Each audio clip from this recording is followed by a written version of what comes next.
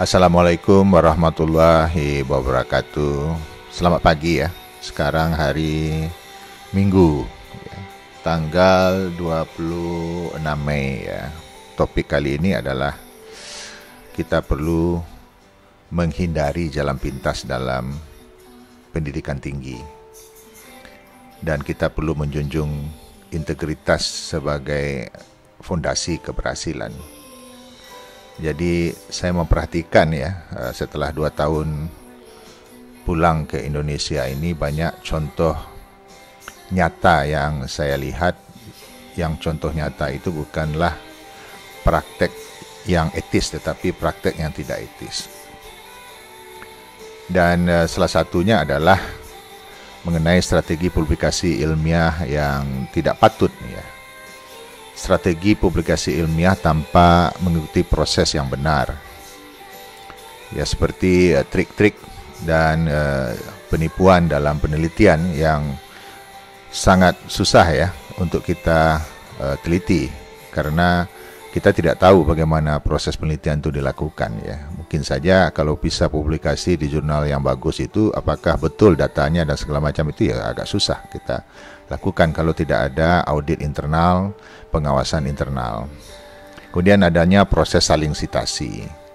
Ini juga perlu kita hindari. Kalau ini dilakukan secara sistemik, ya itu bisa kita akan terdeteksi ya. Apalagi zaman sekarang ini zaman artificial intelligence. Ini itu perlu kita hindari. Kita harus ada harus genuine gitu.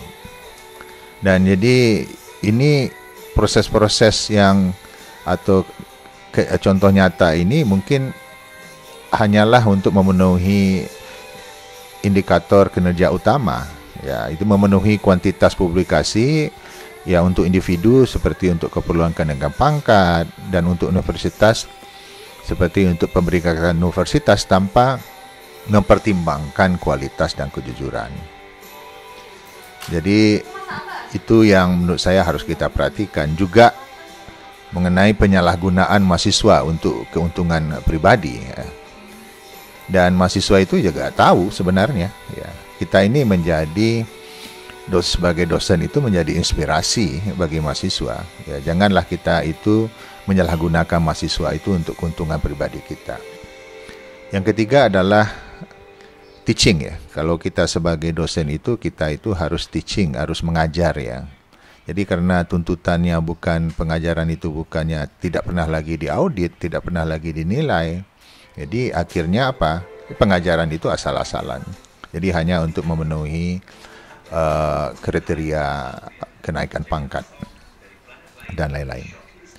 Jadi pentingnya kita itu kembali kepada integritas dan kejujuran ya. Jadi karena ini adalah pilar utama dalam pembangunan karakter ya. Apalagi kita sebagai dosen, kita ingin membangun karakter mahasiswa kita yang cerdas ya, yang berkarakter ya.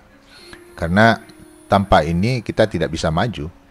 Karena dengan integritas dan kejujuran itu, ini yang akan membawa kemajuan sebenarnya dan berkelanjutan.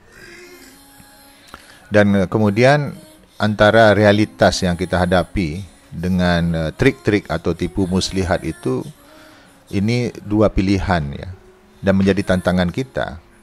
Dan memang ini pilihan ya, dengan sistem yang ada sekarang ini menjadi pilihan kita.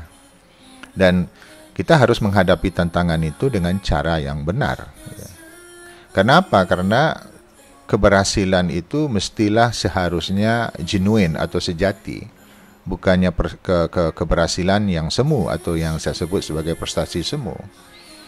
Dan ini memang memerlukan usaha, memerlukan dedikasi dan memerlukan ketekunan. Dan keberhasilan yang sejati itu atau yang genuine itu, yang asli itu sebenarnya akan membentuk karakter ya. Membentuk karakter yang baik ya. Dan membentuk juga ketahanan diri kita. Jadi kita ini harus berani ya, berani dalam menghadapi kesukaran atau kesulitan dengan dunia sekarang ini yang lebih mengejar angka-angka tanpa mengejar esensinya. dan kita perlu kembali kepada kejujuran dan integritas, dan ini adalah kunci. Dan apa yang kita lihat sekarang ini, realitas kehidupan ini, kita bisa jadikan sebagai guru terbaik kita untuk maju. Wassalamualaikum warahmatullahi wabarakatuh.